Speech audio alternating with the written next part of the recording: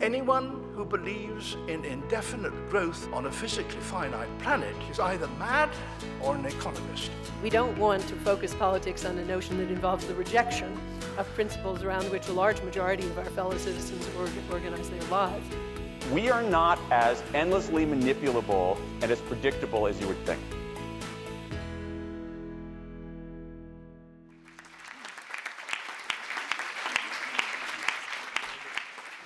As part of its 10th anniversary year, Teach First has started what it wants to call a national conversation about why education matters. Certainly from my point of view, it's been incredibly busy the past 2 or 3 years with a huge appetite from the public about what's going on in our schools and universities. The charity itself is looking at what's needed to close the gap between attainment levels for the poorest children in our country and the wealthiest. Perhaps I could start by mentioning 2 teachers to you that I remember from Mossbourne, my previous school. There were many good teachers there. I just want to mention 2 of them. One is an English teacher. She's still teaching there. She's in her late 20s. She's an absolutely outstanding advanced skills teacher. And I remember observing lots of her lessons. One of them was a lesson on the Merchant of Venice. And she was teaching incredibly well. She had part of the class reciting Portia's speech, the quality of mercy. They were all doing that. This was a middle ability class. She had the Al Pacino film on the touch screen behind her. She had a couple of youngsters dressed in Tudor garb. And it was just one of those brilliant lessons that you see. And it was full of energy, it was full of pace, and she was moving around between the different groups doing different things. The second teacher I remember was somebody in his late 50s. He was the head of maths. He was a very traditional teacher. He taught in a pretty didactic way, but the kids loved him across the ability range. He knew how to teach maths, and you know what a great maths teacher does? Builds block by block to ensure that youngsters don't move on until they've understand the ground rules. He would spend many, many hours in the evening, every night, preparing PowerPoints for himself and for the staff in his department. And he used to disseminate good practice in terms of how you use PowerPoints to other people in his department and beyond his department to other schools in Hackney and beyond. So these 2 people were very different teachers, but incredibly successful. And the reason why they were successful was because they developed a style of teaching with which they were comfortable, not complacent, but with which they were comfortable, and which they knew worked. It worked because children enjoyed their lessons, were engaged, were focused, learned a great deal, and made real progress. For me, a good lesson is about what works. A good lesson is about what works. So this is a plea this evening for pragmatism. Not ideology in the way we judge the quality of teaching. I'm reminded about Blair's words in relation to that sterile debate on the academy programme and structural reform. He said, what works is what's good. What works is what's good. And I have the same view in terms of teaching. We, and in that word we, I include Ofsted, should be wary of trying to prescribe a particular style of teaching. Whether it be a 3-part lesson, an insistence that there should be a balance between teacher-led activities and independent learning, or that the lesson should start with aims and objectives, with a plenary at the end, and so on and so forth. We should be wary of too much prescription. In my experience, a formulaic approach pushed out by a school or rigidly prescribed in an inspection evaluation schedule traps too many teachers into a stultifying and stifling mould, which doesn't demand that they use their imagination, initiative, and common sense. Too much direction is as bad as too little. Both teachers I've mentioned to you understood this, but also understood that there were other things they had to do. Firstly, they'd plan their lessons so that they knew what they were going to do, knew what resources that they were going to deploy, and knew roughly how long each activity would take. But they also understood that planning shouldn't be too detailed. It was a framework to give them the necessary flexibility to adapt to a different way of teaching at key moments in the lesson, when the mood of the class, as it inevitably does, changes. Secondly, these two people I've mentioned were incredibly reflective teachers who would adapt their lesson plan when things didn't go well, so that at the end of the lesson or at the end of the day, they'd go back to the lesson plan and change it. Because they were reflective people, they knew they didn't have the answers to everything and were prepared to learn from others, although they were acknowledged by the school to be outstanding teachers. This meant that they talked a lot about their teaching to others, were happy to go into other teachers' classrooms, and were only too willing for other teachers to go into their classrooms. They acknowledged that no matter how experienced they were, teaching was a learning experience. Thirdly, they were very perceptive people who understood the dynamics of the classroom. They quickly noticed when the pace of the lesson had dropped, when students had become disengaged and the children's attention had started to slacken. In other words, they were highly interventionist teachers and knew how to dictate the pace of the lesson. Fourthly, they understood the maxim that nothing is taught unless it's learned. They measured their success, therefore, on whether children were learning and making progress. And because they were hugely successful teachers, this meant rapid progress for them. Finally, they were incredibly resilient people who withstood the slings and arrows and the occasional paper dart unflinchingly. They never let failure get the better of them. They learnt from it and came back stronger, tougher, and better teachers. They were all in their different ways fierce characters. Fierce not in a repressive or bullying way, but tough on standards. They weren't authoritarians, but they were authoritative. In other words, they made sure youngsters knew who was in charge and who was setting the boundaries for acceptable behaviour. Both took a lead in professionally developing others and supported the school's training programme. Both of them would have said that the leadership of teaching was the most important quality in headship. And of course, I endorse that view. Headship is about leading teaching first and foremost.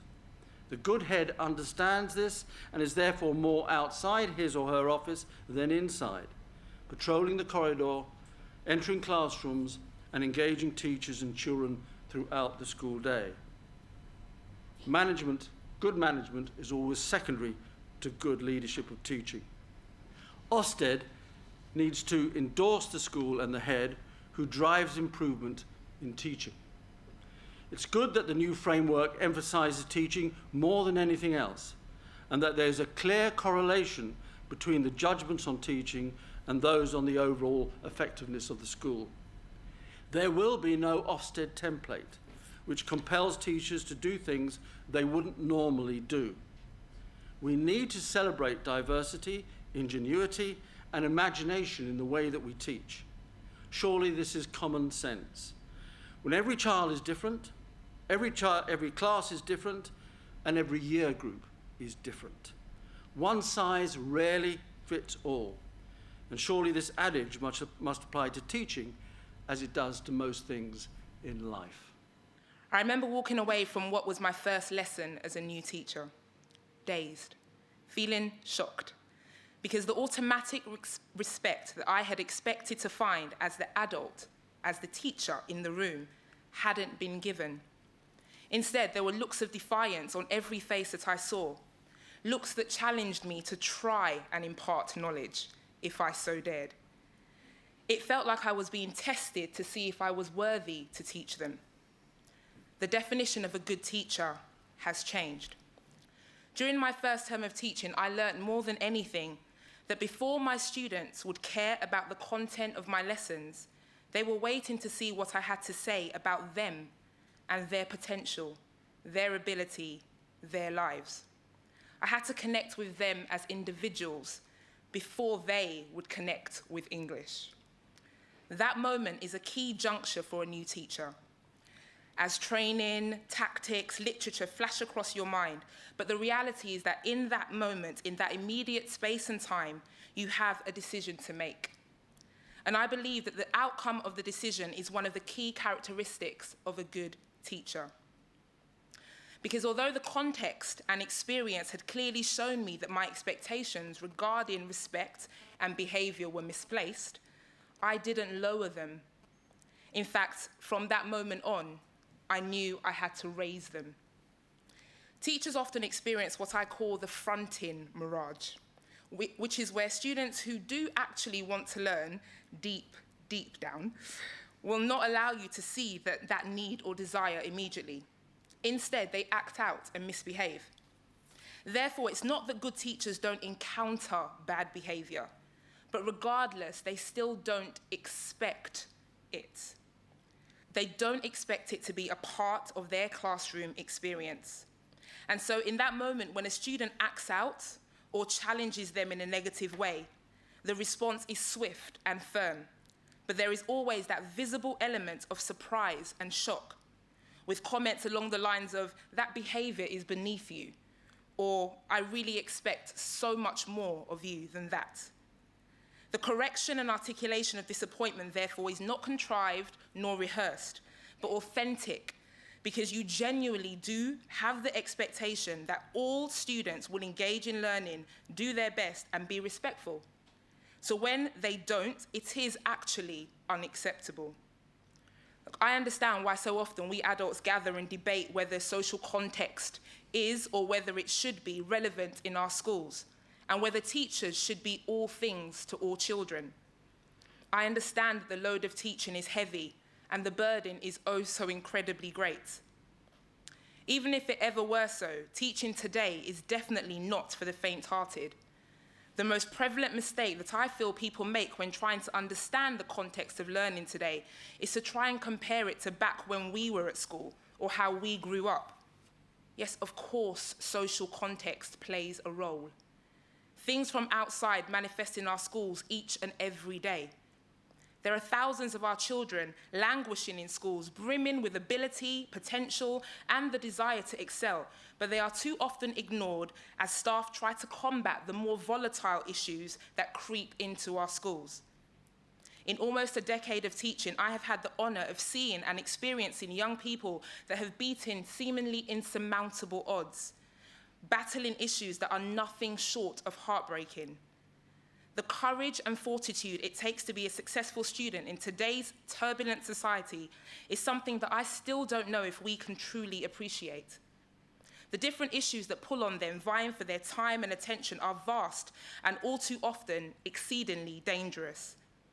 And I know if it were many of us trying to juggle all these problems, we would be advised to and justified in taking time off work and seeking professional support. Yet time and time again, when you ask students who made the difference and helped them overcome these difficulties, they will say it was a teacher, a stubborn and persistent teacher, a good teacher. This wonderful thing called teaching literally changes lives. This is not something one can even say easily nor digest, and so it's often easier, more comfortable for us to shy away from that level of reflection. Yet the truth remains. Teachers and schools can make or break pupils. Often they are the deciding factor between whether a child achieves educational success or settles for average. Good teachers will tell you that they are intensely aware of every interaction and every spoken word. We have seen how powerfully important a smile, a lesson objective, and yes, even a reprimand can be. I measure successful schooling by asking, has each child been equipped with the skill sets, tenacity, and aptitude to access opportunities, to formulate and actualize positive goals and dreams? And although I know the focus of this debate is on good school teachers, I would be remiss if I didn't take the opportunity to remind us all that in one capacity or another, we are all teachers. If we accept that things are not as they should be, and they are not, and we agree that it is truly time for a change, surely we can see that the solution requires all of our hands, working in partnership to create environments and infrastructures all across the country where our children can be educated in schools bursting with good teachers. We have got a huge privilege, me and my colleagues, of setting up a new school. And we're setting up a 4 to 18 school in Stratford in East London, which is opening this September. And it's been an opportunity, and quite a daunting one in a way, to have a blank sheet of paper and think, what should a school for the 21st century look like? And the starting point, which I think is the right starting point for this, is to think, well, what if the students have been there from 4 to 18, what do we want them to be like when they come out at 18? And where we've got to so far is partly to draw on the very good Howard Gardner book, 5 Minds for the Future, and adapted that a bit. And we've come up with the idea that students ought to be reflective, disciplined, creative, have these 5 minds, connecting and respectful, 5 minds for the future. If you look at what employers want, they say ingenuity, teamwork, creativity, great oral communication, critical thinking.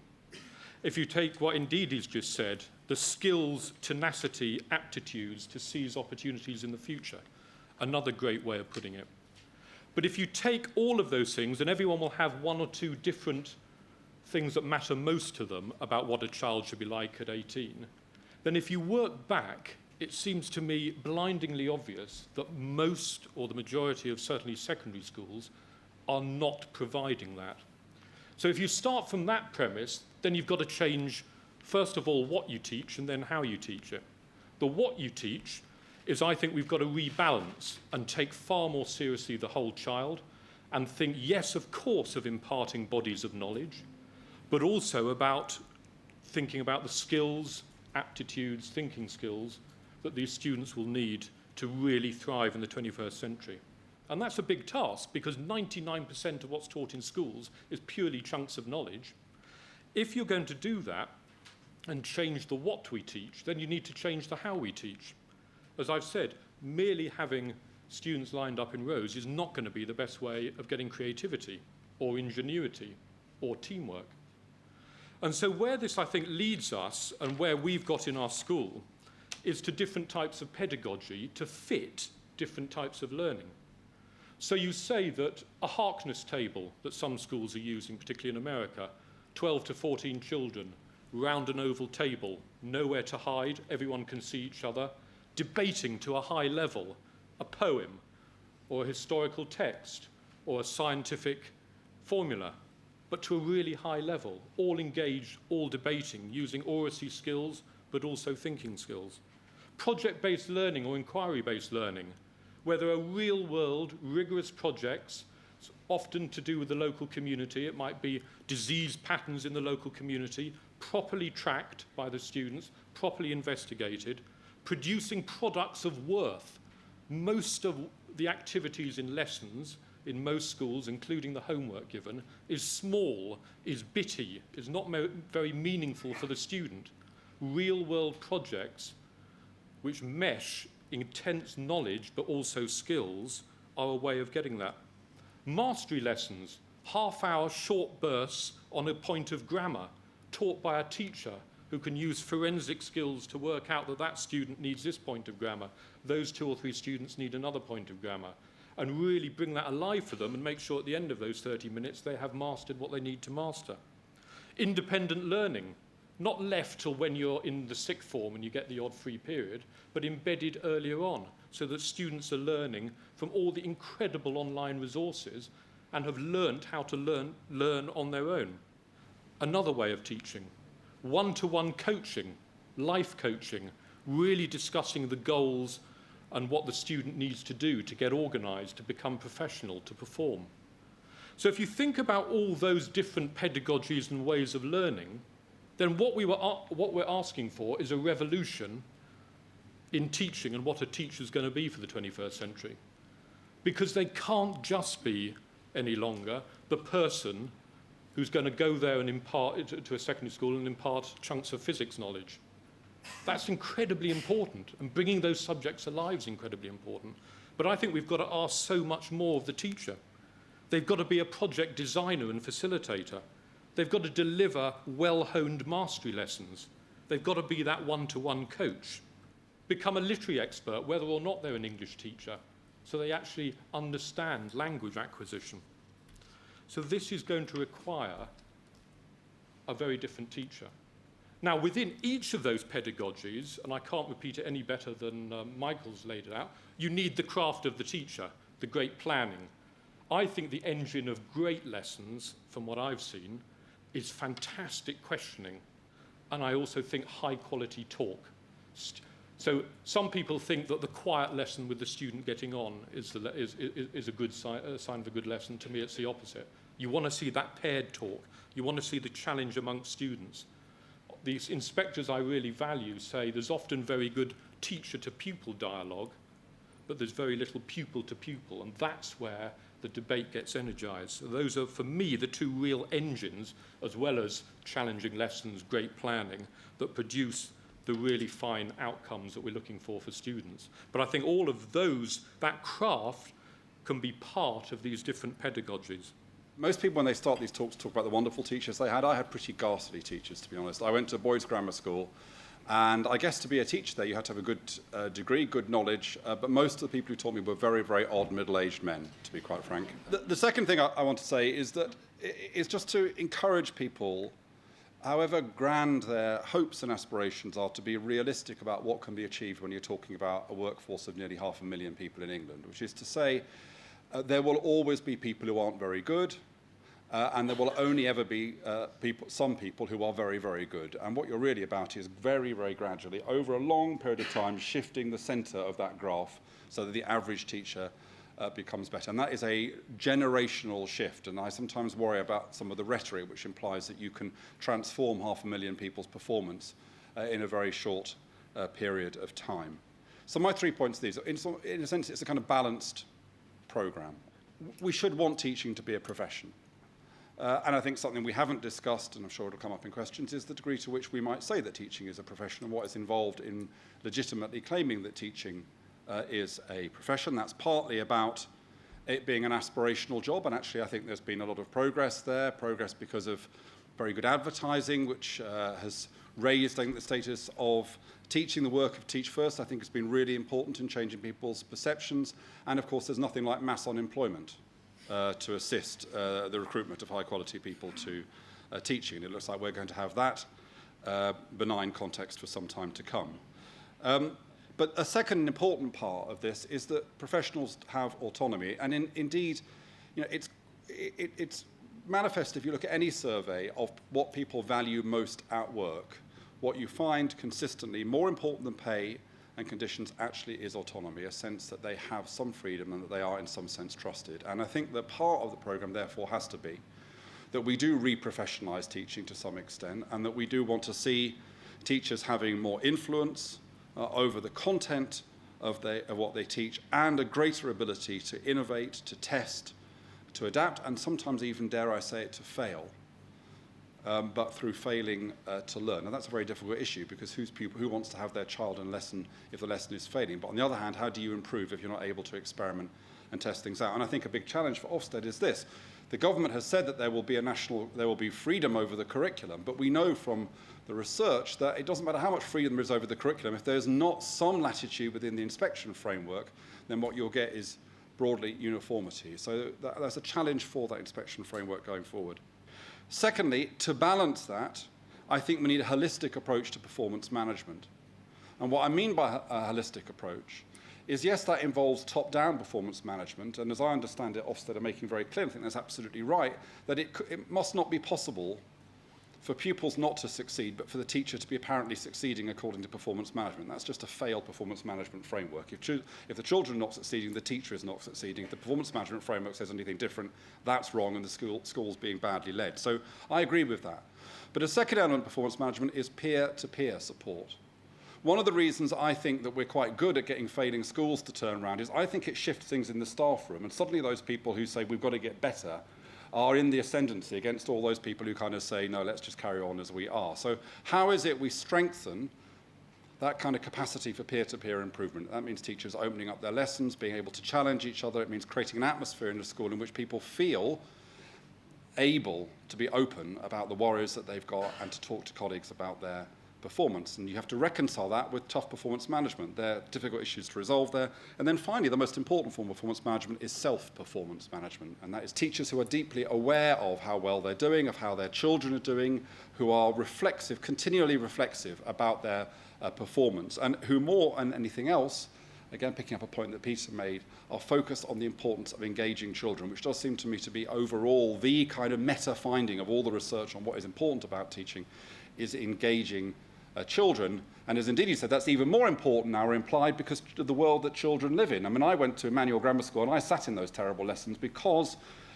in order to watch Blue Peter's exciting bits, I had to watch the boring bits. Children don't live in that world anymore. Children don't have to put up with boredom anymore. And so the challenge for teachers of engaging them is ever greater, notwithstanding the other kind of issues that they have to face. And then thirdly and finally, I think we've got to be more imaginative about how it is we use the workforce within schools. Again, it reinforces something that Peter says. You know, if you go into a school on a Monday morning, I guess that the vast majority of lessons, they look pretty much the same. But teachers have a vast array of skills and challenges, and we must find more imaginative ways of organising the school so that teachers who are brilliant in front of 150 kids can be brilliant in front of 150 kids, and teachers who are good with a group of 5 or 6 can be good with a group of 5 or 6. Teachers who are brilliant at the content of lessons can have that role. Teachers who are brilliant at engaging the community can have that role. And my sense is that, generally speaking, for a whole variety of reasons, the workforce in schools is not as flexible as that, and that most teachers do more or less the same thing, and we don't understand the particular strengths of teachers and make sure that they apply those particular strengths to the overall needs of the school. I do think that there needs to be a parallel conversation about what children need and about what teachers need.